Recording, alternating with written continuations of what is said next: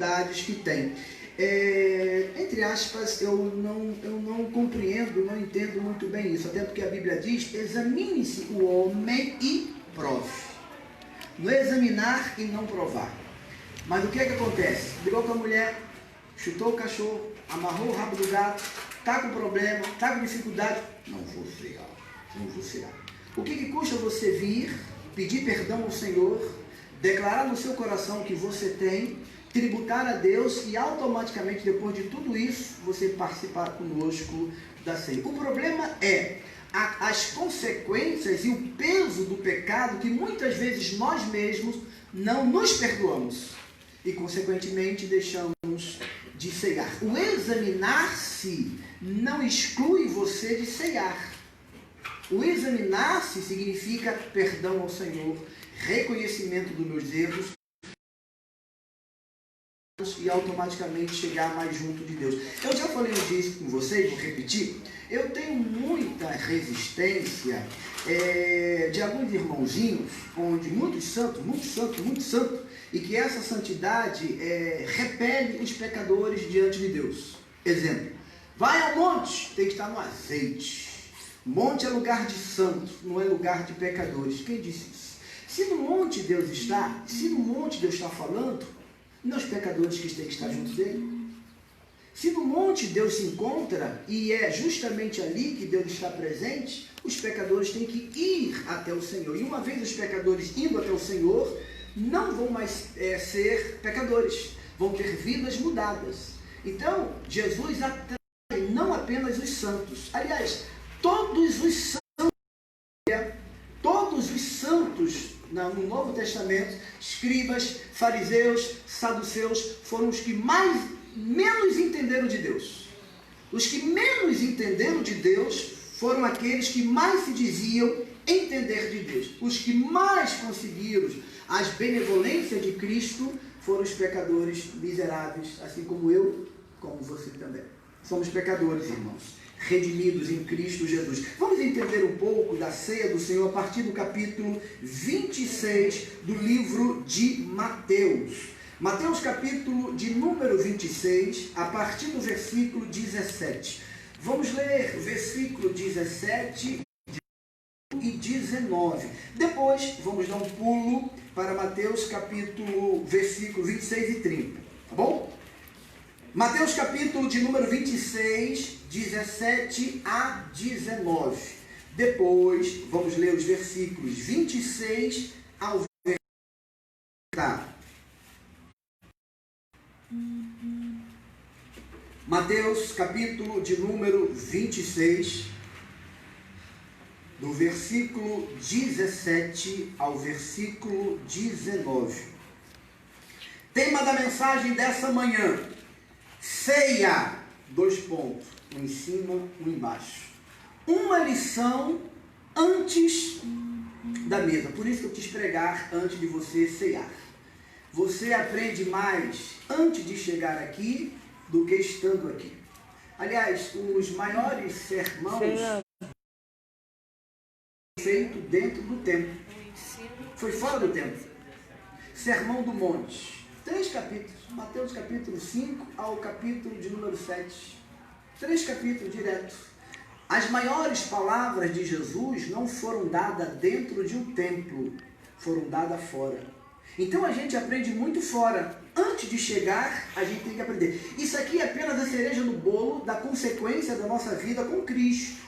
Por isso que o tema que eu quero trazer nessa manhã é Ceia do Senhor. Uma lição antes de chegarmos à mesa. Talvez você não vá compreender, talvez você pode até sair um pouco comigo, mas examine as escrituras. Tudo aquilo que o pastor falar desse púlpito, examine as escrituras. Pastor não é papa. Pastor não é inerrante. Pastores não são inerrantes. Seja crentes bereanos. Examine as escrituras. Examine a palavra. Tá bom? Por isso que eu gosto de pregar, trazer textos bíblicos para corroborar com aquilo que eu estou falando. E talvez vou quebrar alguns paradigmas aqui de muitos, tá bom? E não saia chateado comigo, me chame depois para comer uma pizza, que eu vou com todo prazer e carinho. Mateus capítulo 26, do 17 ao 19, o texto diz assim: quando Jesus acabou, perdão, até 16, o 17, no primeiro dia da festa dos pães sem fermento, festa da Páscoa, tá? As festas dos pães sem fermento, os discípulos chegaram perto de Jesus e perguntaram: onde é que o Senhor quer que a gente prepare o jantar da Páscoa para o Senhor? Ele respondeu: vão até a cidade, procurem um certo homem e digam: o mestre manda dizer, a minha hora chegou, os meus discípulos e eu a Páscoa na sua casa. Os discípulos fizeram como Jesus havia mandado e prepararam o jantar da Páscoa. Versículo 26, está dentro desse contexto, tá bom? 26. Enquanto estavam comendo, ali celebrando a Páscoa, enquanto estavam comendo, Jesus pegou o pão, deu graças a Deus, depois partiu o pão e o deu aos seus discípulos, dizendo: peguem e comam, isto é o meu corpo. Em seguida pegou o cálice de vinho e agradeceu a Deus, depois passou o cálice aos discípulos, dizendo: bebam todos vocês, porque isto é o meu sangue que é derramado em favor de muitos para o perdão dos pecados. O sangue que garante a feita por Deus com o seu povo. Até aqui, vamos orar. Pai, fale conosco dentro dessa temática. A nossa ceia, uma lição antes de chegarmos à mesa. Me dê sabedoria, instrução, ensinamento, luz dentro desse sermão, para que eu possa compreender com muita clareza o que Jesus a falar com a sua igreja, que eu também aprenda muito dentro desse texto. Não permita que apenas eu seja um porta-voz do Senhor, mas que também aprenda mais e mais. Oramos em nome de Jesus Cristo, em nome de Jesus. Amém. Amém. Olha, o versículo que nós começamos a ler, o versículo de número 17, já é o início da ceia do Senhor. Nós lemos a partir do versículo de número 26, onde Jesus celebra a ceia, mas a ceia não começa no versículo de número 26. A ceia começa lá na preparação da Páscoa. A Páscoa para os judeus, assim como a Páscoa está para os judeus, Jesus, como bom judeu, recebe os seus discípulos, inclusive Judas, senta à mesa e começa a fazer a celebração da Páscoa. Durava 7 dias a Páscoa, por isso que o texto diz, no primeiro dia da festa da Páscoa, Jesus senta para comer. E durante essa celebração, Jesus introduz a Santa Ceia. Assim como a Páscoa está para os judeus, a ceia está para nós. Se a Páscoa representa a libertação de um povo do tirano lá do Egito, a ceia representa para a libertação pelo sangue de Jesus. Então o que Jesus faz aqui? Celebração da Páscoa, celebra a ceia. Ou seja, ele faz uma celebração dentro de uma celebração. Celebrou na celebração. Quantos hoje em dia deixam de celebrar os seus dias natalícios? Porque no dia natalício, no dia do seu nascimento, você lembra que foi o dia que a mamãe partiu, o papai partiu, o casamento acabou, o filho foi embora. Celebre, celebre, celebre, celebre. Não deixe de viver a vida, mas celebre a vida. Jesus celebrou, fez festa dentro de uma festa, a ceia do Senhor. E muitos uma ceia sem saber o significado da ceia. O primeiro paradigma que eu quero quebrar acerca da ceia,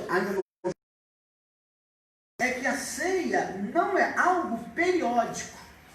Ou seja, pastor, todo primeiro domingo tem que ceiar. Quem disse?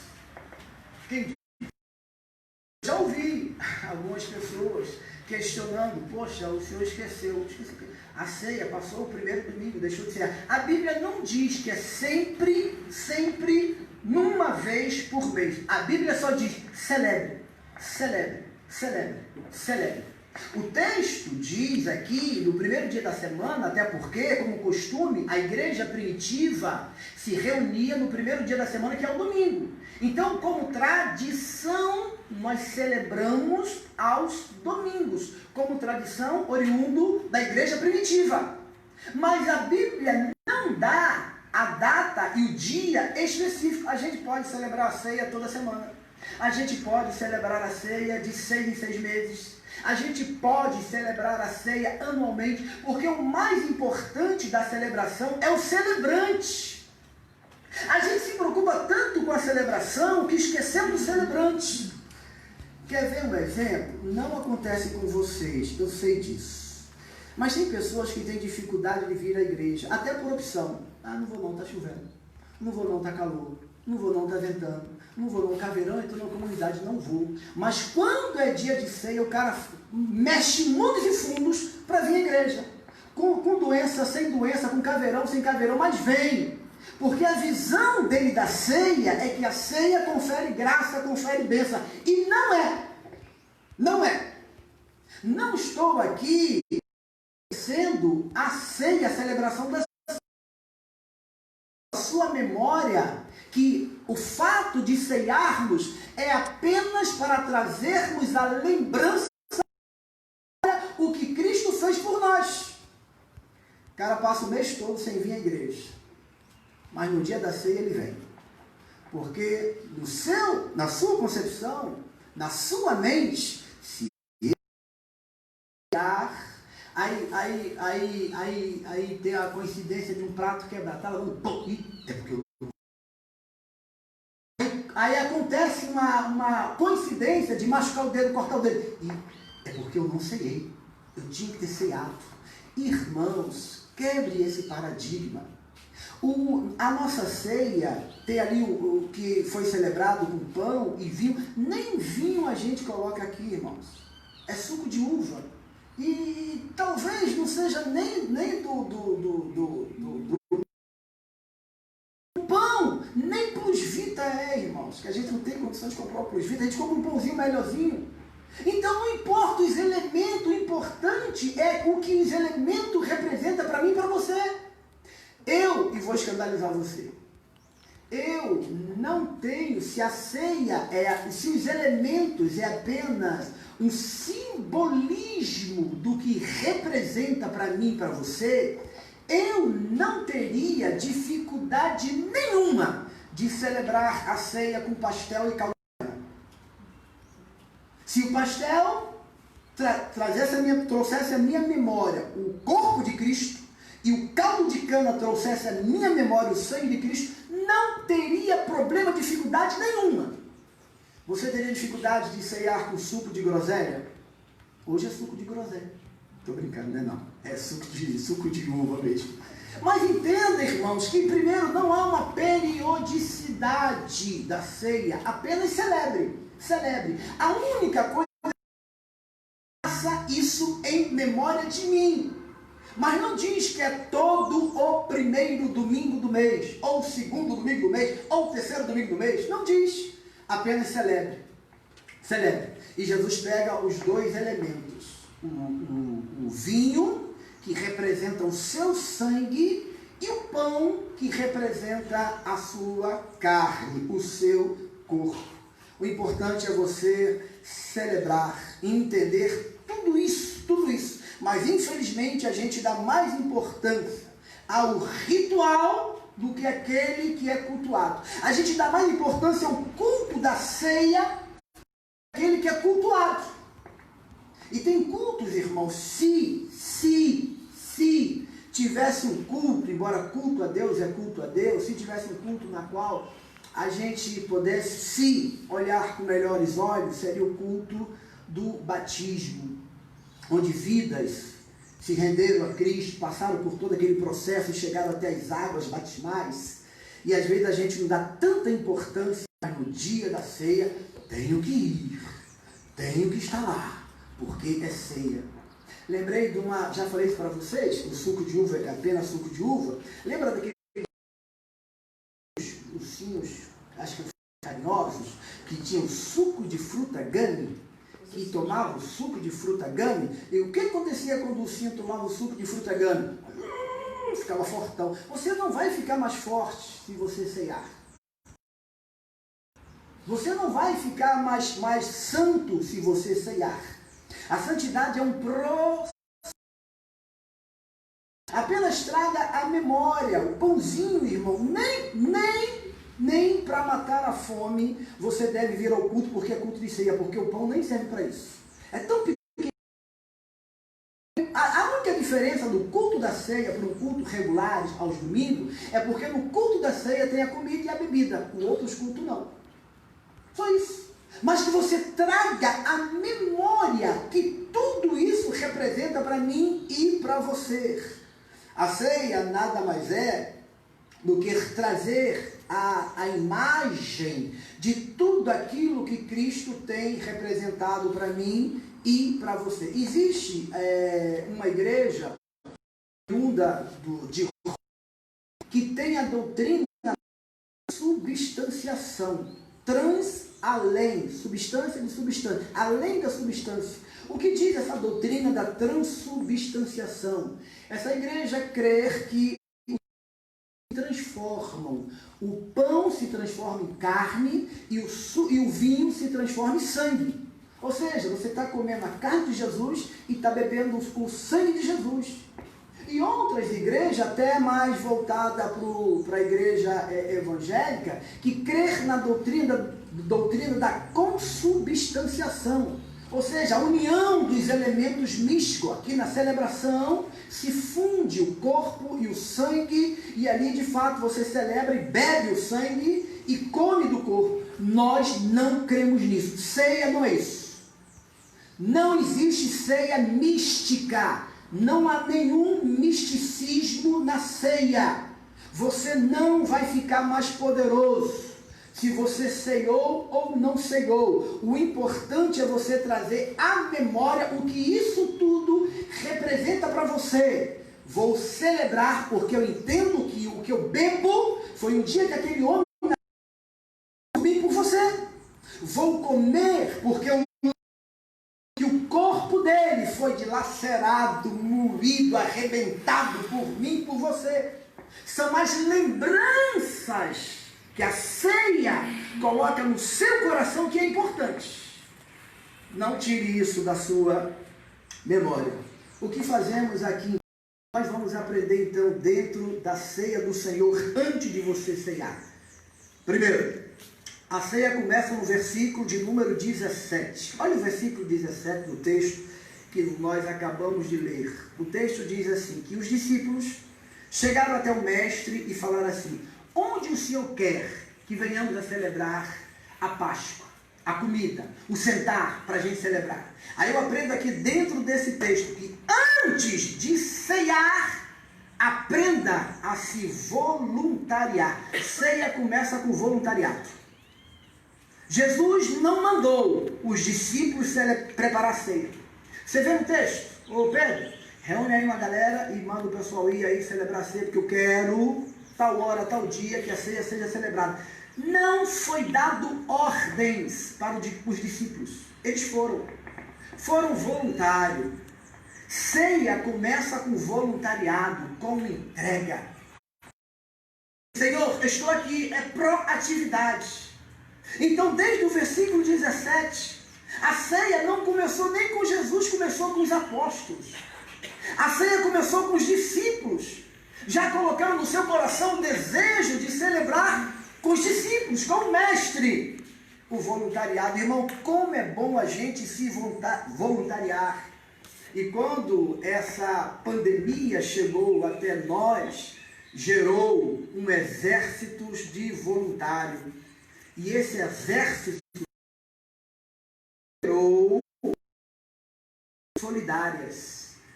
Então veja que o voluntariar-se gera pessoas solidárias.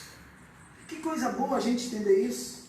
O solidário revela o Espírito de Cristo. Quem é solidário, quem é voluntário, revela o Cristo que tem em você. Até porque a Bíblia diz que Jesus se voluntariou-se. Foi. Então, quando eu faço alguma coisa por alguém, eu já revelo dentro de mim o Cristo que eu tenho. A dedicação que eu tenho para fazer as coisas. 2 Coríntios capítulo 8, versículo 2, a Bíblia fala de uma igreja da Macedônia. E quando Paulo fala acerca dessa igreja, Paulo diz assim: rapaz, bem trago à memória a igreja da Macedônia, que na sua profunda pobreza se voluntariou-se, se entregou-se além daquilo que poderiam dar. Olha aí a solidariedade. Quem é voluntário, irmãos, revela o Espírito de Cristo que tem dentro de si. Quem é voluntário, de fato, revela todas as ações que Cristo tem dentro do coração de cada um de nós. Deus sonda mais as intenções do coração do que o próprio. Já falei isso aqui para tanta gente. Muito antes de você fazer, é a intenção do porquê você faz. Pastor, eu quero... está fazendo por quê? Não, porque o líder mandou. Amém, faça. Outra coisa é o cara vir aqui, saber que o som está no lugar errado e levar sem ninguém mandar. Isso é proatividade. É a intenção do coração que Deus sonda do que o próprio ato. Você sabia que mesmo com um ato aparentemente agradável a Deus, ainda que esse ato não seja um ato tão agradável, Deus pode reprovar? Por isso que você tem que se voluntariar-se com o coração realmente devoto e voltado para o Senhor. Deus do coração, muito mais do que o próprio ato. Jeremias capítulo 17, versículo 10. Eu sondo o coração do homem. Tanto é que ninguém mandou o Cristo morrer por nós. Você mandou o Cristo morrer por você? Você mandou o Cristo descer? Cristo, venha, morra por mim. João capítulo 10, versículo 18. O próprio Cristo falou: ninguém tira a minha vida, eu dou voluntariamente. Então, se no próprio Cristo há esse espírito voluntário, quando você se voluntaria-se, você revela dentro de você o Espírito de Cristo. O Espírito do Cristo que está dentro de você. Mas por que a gente não se voluntaria? Segura que é forte. Segura que é forte. Por que a gente não se voluntaria? Pastor, não tenho tempo. Não tenho tempo. Como se Deus chamasse vagabundo para a sua obra. Deus chama você justamente porque você não tem tempo. Deus chama você justamente porque você é um trabalhador. Deus jamais vai chamar um desocupado. Se você não tem tempo, Deus não vai te chamar. Se você realmente está super ocupado, é aí que Deus quer você. Porque sabe que você tem disposição para o trabalho. Se você diz que está atarefado, cheio de trabalho, é esse que Deus quer para o trabalho. É justamente esse que Deus quer para que venha trabalhar na obra do Senhor. Mas a gente tem que entregar a sobra para Deus. Olha, pastor, como quem diz, se sobrar eu dou. O resto eu dou para Ele. Não é o resto que Deus quer de você. É justamente suas tarefas. Sabe qual é o problema? Autogestão. Não sabemos ser gestor do nosso próprio tempo. Quer ver como é que você tem tempo? O que é que você faz de 2 horas da manhã a 3 horas da manhã? Fale para mim. Ah, você dorme, né? Problema de autogestão, irmãos. A gente pode, alguém já falou com muita propriedade, quem quer, dá um jeito. Quem não quer, dá uma desculpa. Dá uma desculpa. Problema de autogestão. Seja um bom gestor do seu tempo. Então a gente aprende dentro desse texto que ceia começa com voluntariado. Antes de ceiar, aprenda a se voluntariar. Como é que foi que Deus chamou Gideão? Malhando trigo num lagar, o cara trabalhando. O Senhor é contigo, varão valoroso.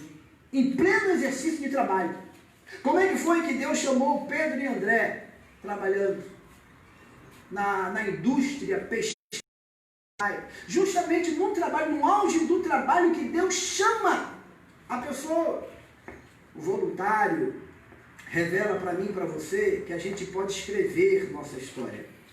Quem é voluntário escreve sua história. Quem não é voluntário fica parado e não consegue escrever uma boa história. Quer ser protagonista da sua história? Seja um voluntário. Se entregue, se coloque. Não apenas sente para ouvir, mas escreva sua história. A igreja onde você chega não é o lugar de você permanecer. A igreja onde você chega é o local de onde você sai. Igreja não é um terminal, é uma rodovia para a gente trabalhar e apresentar nossas mãos. Sabe o que acontece quando a gente não se voluntaria? A gente sobrecarrega o outro. Aí arrebenta o outro, o outro não consegue fazer mais nada, acabou, não tem mais ninguém. Primeira verdade dessa lição, ceia com.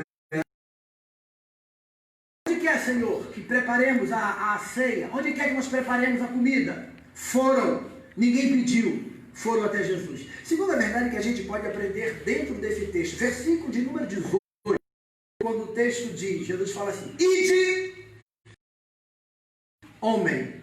Jesus não dá o endereço do cara, o número da casa do cara, Jesus não dá o bairro do cara, Jesus não fala a religião do rapaz, a cor de pele, o cabelo, Jesus não fala nada sobre ele. Aí o que a gente aprende dentro desse tópico? Antes de você sentar, é preciso se humanizar. Ceia é algo humano. Humanize-se. O fato de Jesus não falar o histórico desse rapaz é para que eu e você não venhamos a taxar a pessoa. Na casa de quem? Aquele cara? Ih, rapaz, aquele cara. Poxa, Jesus, aquele cara é mó 71. Eu conheço o passado, o que ele fez no verão passado. Eu sei o histórico dele. Ih, Jesus, esse camarada não dá. Esse camarada tem perseguido a igreja. Esse camarada tem ligado para a polícia, porque tem um bando de crente reunido na época da pandemia. O pessoal todo reunido. Esse cara, justamente por isso, o fato de Jesus não ter dado nome, endereço, telefone, SIC, RG, o CPF, foi para justamente nós não taxarmos as pessoas pelo seu histórico. É para se humanizar. Chega junto do ser humano. Mas seja sincero com você mesmo. Acontece hoje em dia com a gente? Acontece. Isso. A gente não tem uma pré-leitura pela cor de cabelo, pela música que ele ouve, pelo jeito que fala,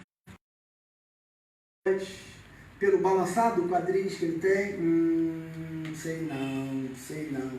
A gente começa a taxar e ter conceitos antecipados, que são pré-conceitos, são conceitos antecipados, muito, às vezes, antes de conhecê-lo. Não conhecemos ninguém, mas só pelo protótipo a gente já faz uma leitura. Por isso que Isaías 53, versículo 2, Jesus não tinha beleza nem formosura para que ninguém o fosse atrás dele. Porque nós somos atraídos pela estética. Somos atraídos por aquilo que a pessoa pode nos oferecer. Se tem para me dar, estou contigo. Se tem para me oferecer, estamos juntos. Quantos irmãos, quantos perderam amigos e até parentes, porque estavam em cima, desceram um pouco o patamar e cadê a turma? Sumiu. Alguém já falou com amigos, tem que ser igual tempestade. Tem que chegar no momento ruim, momento turbulento, tem que estar junto. Mas infelizmente, às vezes isso não acontece.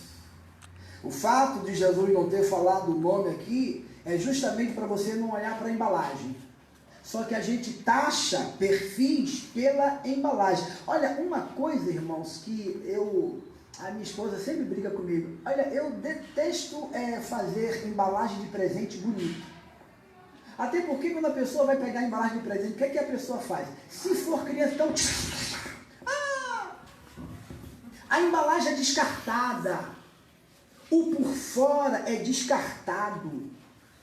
A embalagem de biscoito mais linda, que é o negresco, né? Aquele azul, aquele preto, lindo. Você come a embalagem? Você come a embalagem? Você abre e joga a embalagem fora, e o que que vale? O que está dentro. O que vai para o estômago é o que está dentro. Então o que está fora é descartável. Só que a gente olha e tem uma pré-leitura, e é aquela que é boa, aquele que é o cara, aquele que é o bom. E às vezes é podre por dentro. Só que a leitura do bonito a gente faz por fora. Para mim, toda embalagem de presente tinha que ser feita em papel de pão. Em papel de pão. Porque o mais importante é o conteúdo. Ninguém guarda embalagem de presente, mas você guarda presente, né? Você guarda porque precisa pão dura, guarda para embrulhar outro presente. É ou não é? Eu guardo para embrulhar outro presente. Eu faço isso também, irmão, às vezes em casa. Às vezes acontece, é bonitinho o presente. O que a gente faz? Vamos embrulhar outro presente. Mas veja bem, entenda isso, amado, em nome de Jesus. Não rejeite gente. Não rejeite pessoas. Ceia é humanizar-se. Mas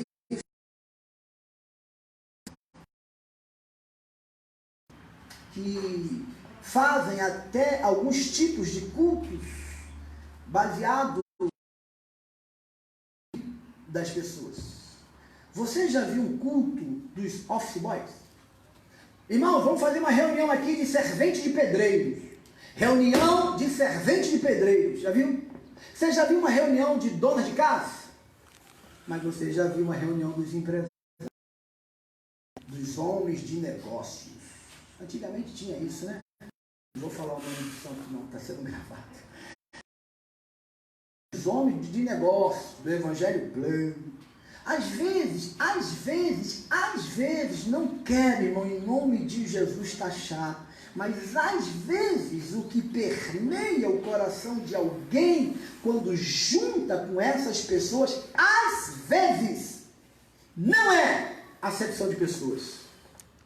É acepção de bolso. O que vai no seu bolso? É aquilo que faz a gente ficar junto. É aquilo que faz a gente congregar. Ceia é humanizar-se. É com todos. Nós celebramos a ceia livre. Antigamente existia a ceia restrita. Nem sei se a igreja quis celebrar. O que é ceia restrita? Ceia restrita é para todos aqueles que são da mesma fé e ordem. Batista de Nova Iguaçu está aqui, ceia conosco. Batista de Vila Aliança está aqui, ceia conosco. Batista de Camará está aqui, ceia conosco. Batista de Moça Bonita está aqui, ceia conosco. É restrita a uma denominação. Depois tem a ceia que alguns faziam no passado, ultra restrita, aí é mais fechadinha. Ceia ultra restrita somente para membros dessa comunidade. Batista de Moça Bonita vai ficar olhando, não vai comer nada não. Batista de Camará vai ficar olhando, não vai comer nada não, porque a ceia é para nós. Olha que constrangimento, o diácono passa com a bandeja, aí está aqui você de Camará, ele pula você e pega da estradinha. Aí está você de Moça Bonita, ele pula e pega outro. A ceia ultra restrita era fechadinha apenas a membros daquela comunidade, daquela igreja. Ceia ultra livre, é para todo mundo. Batizado, crente, não crente, pode comer à vontade, tudo mais. Nós realizamos aqui, vamos realizar a ceia livre. O que vem a ser a ceia livre? Para todos que são batizados em Cristo Jesus, que aceitaram Jesus como seu único Salvador pessoal. Você que é crente, você que aceitou Jesus. Pastor, eu aceitei a Jesus na Universal porque eu sou. Sei conosco, batizado, lavado e remido pelo sangue de Jesus? Sei. Pastor, eu aceitei presbiteriana, congregacional, sei conosco, você é crente, nosso irmão em Cristo, lavado pelo sangue do Cordeiro, batizado, reconhece seus pecados, reconhece que Jesus morreu por você, sei conosco. A importância da ceia para você é que Cristo fez por você, quem você era e quem você é agora, sem acepção de pessoas. No sentido de entender que você é lavado pelo sangue de Jesus. Não faça acepção de bolsos. muito menos acepção de pessoas. Ceia, além de você se voluntariar, além de você se humanizar. Aliás, hoje em dia, tenho falado sempre aqui na igreja, nós estamos mais nos humanizados. Estamos mais animalizados. Salvamos os pinguins de Madagascar, mas não salvamos as crianças de Senador Camará. O que é que você faz? Você está no seu carro, você vem, aí você vê um gatinho atravessando a rua. Você faz, para tudo, pega o gato. Outro dia salvamos aqui um bem-te-vi dos gatos que queria comer. Que amor, que zelo. A gente é fera em salvar animais e péssimo em salvar pessoas. Digo no sentido geral. Por isso que Eduardo Duzec já cantava: troque por uma criança. Ó, o fã, pessoal velho da velharia aí, não. É velho, irmão. Eduardo Duzec já cantava isso. Troque por uma criança pobre, porque a gente está mais animalizado do que humanizado. Infelizmente, a nossa santidade tem repelido e não atraído as pessoas. João Batista, João Batista, mesmo com as suas vestes diferentes, comida diferente, atraíam todos a ele. João capítulo 3, Batista, todos da Judéia, todos lá do Jordão, todos lá de Jerusalém, soldados religiosos, todos iam ter com João. Mas infelizmente a música me separa de você. Seu cabelo me separa de você, a cor de pele me separa de você, seu estilo de vida me separa de você. Não vou dar o nome do homem, não vou falar quem o homem é, para que vocês aprendam a se humanizar. Ceia é humano, é identificação com o humano, voluntariado, humanizado, e a terceira verdade. E por aqui a gente para a gente celebrar a ceia. Antes de comer, é preciso obedecer. Ceia é obediência. Repare que quando eles se voluntariaram, Senhor, vamos preparar a ceia. Tá, vá até um certo homem. Vá lá, foram, humanizaram. Mas eles foram. Não houve questionamento, foram obedientes. Obediência acima de tudo. Ceia tem a ver com obediência. Isso é sério, tão sério, tão sério, que às vezes a gente fala aquele versículo bíblico que diz assim, que olha, que o obedecer é melhor do que sacrificar, e não sabemos o contexto desse texto.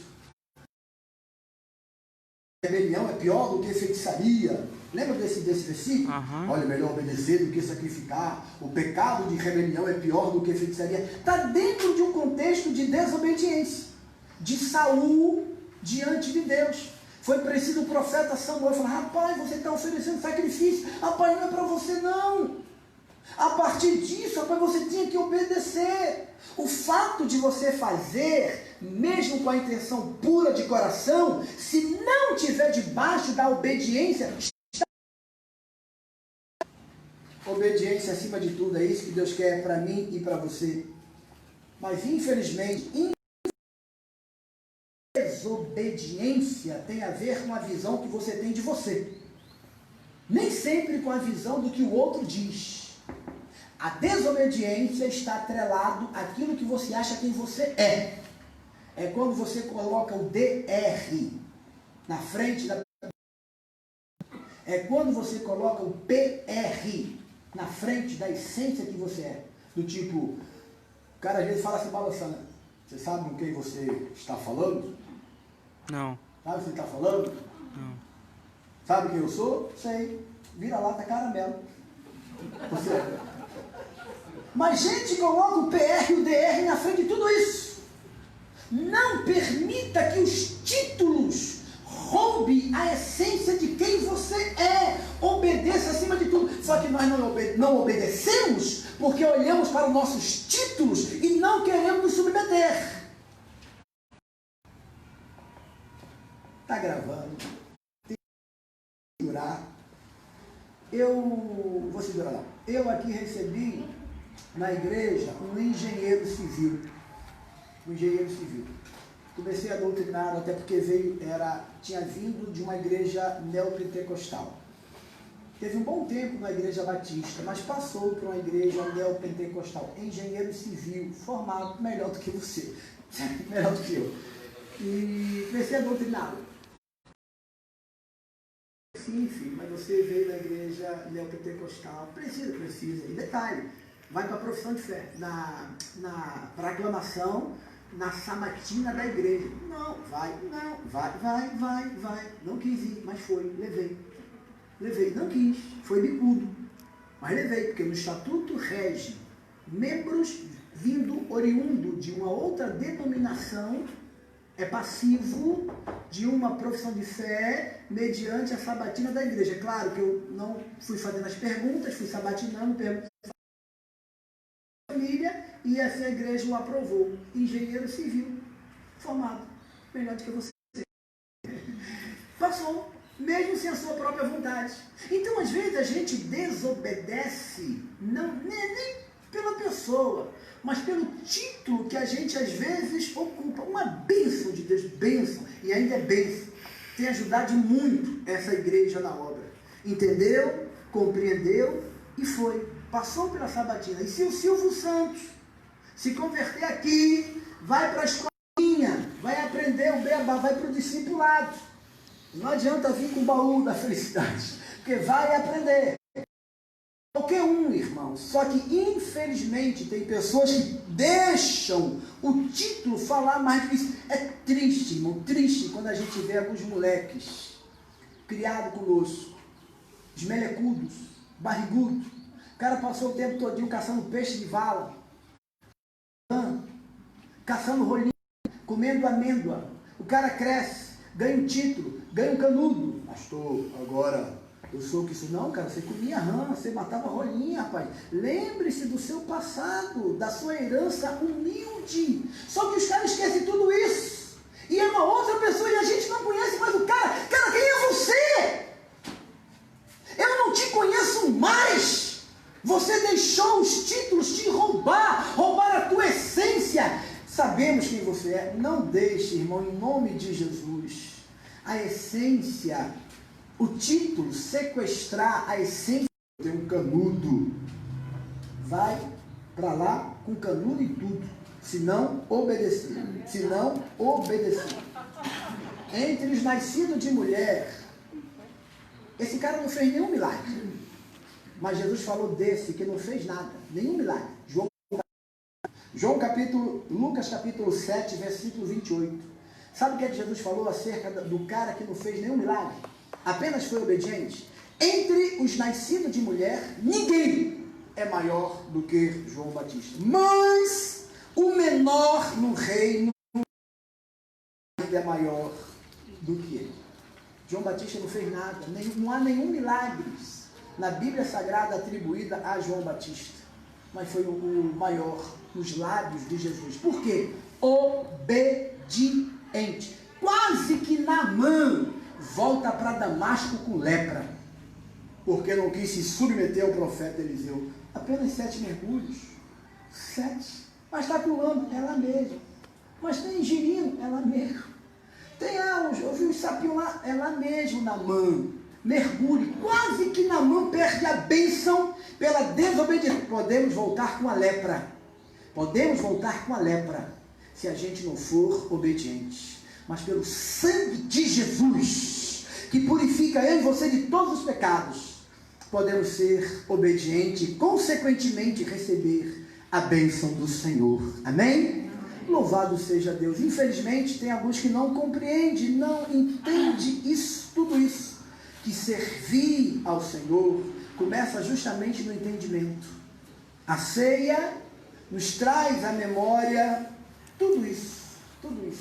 Quem obedece, cresce. Falei isso para um garotinho de 7 anos.